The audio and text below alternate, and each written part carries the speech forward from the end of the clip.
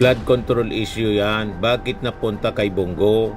Malinaw naman po na yung CLTG, initials ni Bongo, sabihin pang pag-ari ng tatay at kumurner ng mga contracts, panahon ni Digong. At yung kumpanya na pag-ari ng tatay ni Bongo, yan ang report to, September 1, 2025, once worked with Discayas for Davao Project. Ito yung sabi ni Grico. Biglang si Senator Bongo na pinaiimbestigahan. Grabe ang talon. Grabe daw ang talon. Banggit na pangalan sa Senate Blue Ribbon Committee. Bakit napunta kay Senator Bongo sa family? Di ba? Mas na dapat tingnan. Kasi mas marami yung flood control projects nung panahon ni Digong. 13,000 plus na flood control.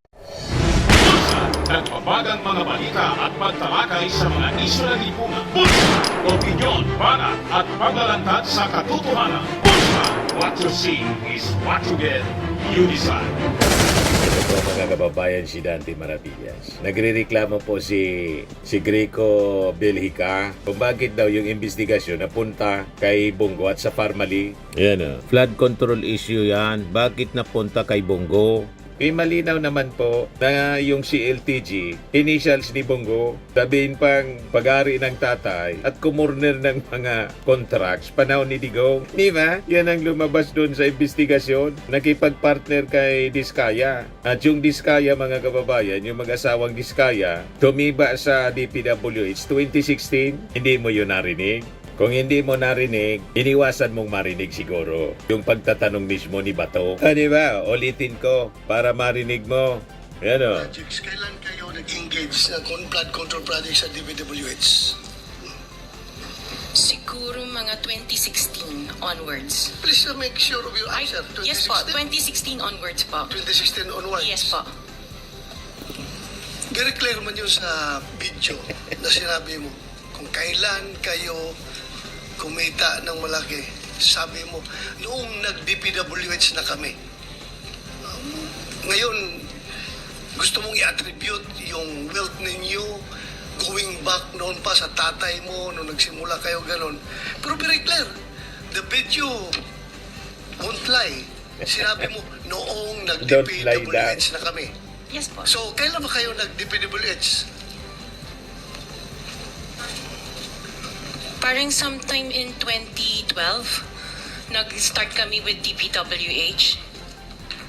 Can you be definite with your answer? Parang 2012 o please, because you're under oath, please Yes po. make sure of your answers. Sometime in 2012, we started with DPWH. We started with joining biddings. Pero prior to that, we were with local government. Yung mga flood control projects, kailan kayo nag-engage ng flood control projects sa DPWH? Siguro mga 2016 onwards. Please make sure of your answer. Yes po, 2016 onwards Sigurado po. nga, 2016 2016. 2016 onwards. Diba? Yes, sir. Okay. Go ahead, sir. Go ahead. Alright. Parang malulo ni Bato de la Rosa, yung kanyang dila. At yung kumpanya na pag-aari ng tatay ni Bongo, yan ang report to, September 1, 2025, once worked with Discayas for Davao Project. Kaya, pinag-iimbestigahan si Bongo. Yan Ombudsman, DPWH dig into Discaya, CLTG Builders Link. So sabi dito sa report, the Office of the Ombudsman at DPWH are investigating possible connection between contractor couple Sara and Pacifico Discaya and CLTG Builders, a company reportedly connected to Senator Bongo. Asked whether Go might be linked to the Discayas who are under investigation. In the flood control probe, sabi po ni Secretary Dizon, we talked with Ombudsman Crispin Rimolya, and now we are already working to look at the documents from the previous administration. That is also our target from 2016 to 2025. That is also the mandate of the ICI. We will not spare anyone here, sabi po ni Dizon. So huwag ka nang magtaka, Attorney Greco Belhica, kung bakit nasabit si Bongo. Malinaw po ang link Nang tumiba yung mga diskaya sa mga project sa Davao, tumiba din yung CLTG. Ito yung sabi ni Grico. Biglang si Senator Bongo na ang pinaiimbestigahan. Grabe ang talon. Kaya Grabe daw ang talon. Banggit na pangalan sa Senate Blue Ribbon Committee. Bakit napunta kay Senator Bongo sa Farmally or sa CLTG? Hindi naman. Yung Farmally naman po, nagreklamo si sa ombudsman kasi hindi inaksyonan ng previous ombudsman ni Martires. Yung reklamo ni Gordon, dating Senador Richard Gordon, dating chairman ng Senate Committee on Senate Blue Ribbon Committee.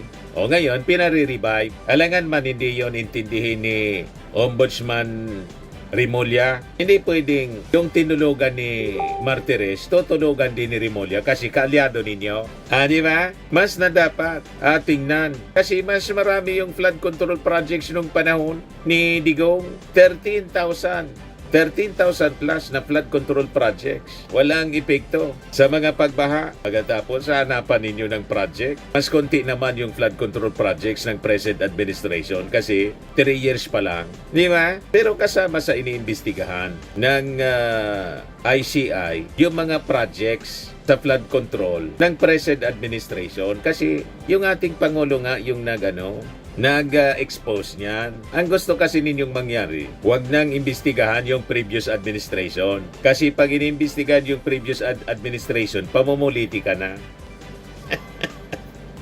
Huwag kami, Grico. Yan Pinaiimbestigahan. Grabe ang talon.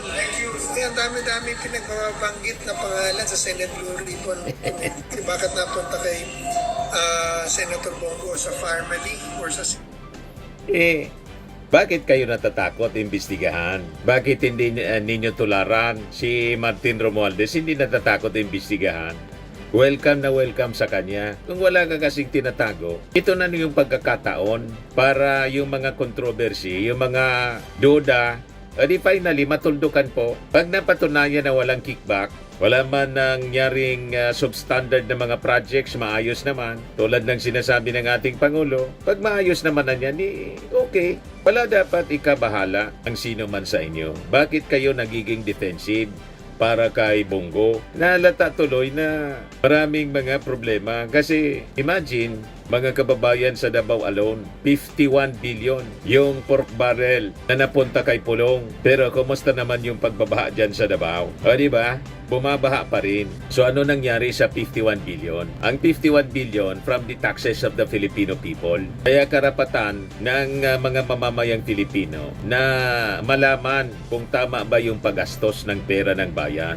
Nasanay kasi kayo sa hindi sinisilip. At pag sinisilip, nagagalit kayo tulad ng issue sa Farmally. Pinagmumura ni Digong si Gordon. Hindi na pwede ngayon ang mga ganyan na pambubuli. Di ba?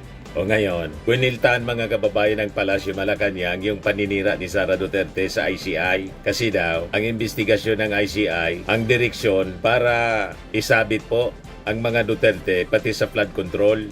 Pati daw siya, sabi ba ni Sara, pati daw siya isasabit. Kaya sabi ni Yossi Castro, puro haka-haka lang. Bumulta ang Palasyo Malacanang sa pambabatikos ni Vice President Sara Duterte sa ginagawang investigasyon ng ICI. Iginiit kasi ng Vice Presidente na hindi naman daw kailangan ng ICI dahil kaya naman imbestigahan ng opisina ni President Bongbong Marcos ang isyu ng katiwalian. Tingin ni VP Sara, binuo ng ang komisyon para makontrol ng administrasyon ang magiging resulta ng investigasyon. Pero sagot ni Palace Press Officer Yossi Castro, hindi na raw dapat intindihin ang mga sinasabi ng Vice.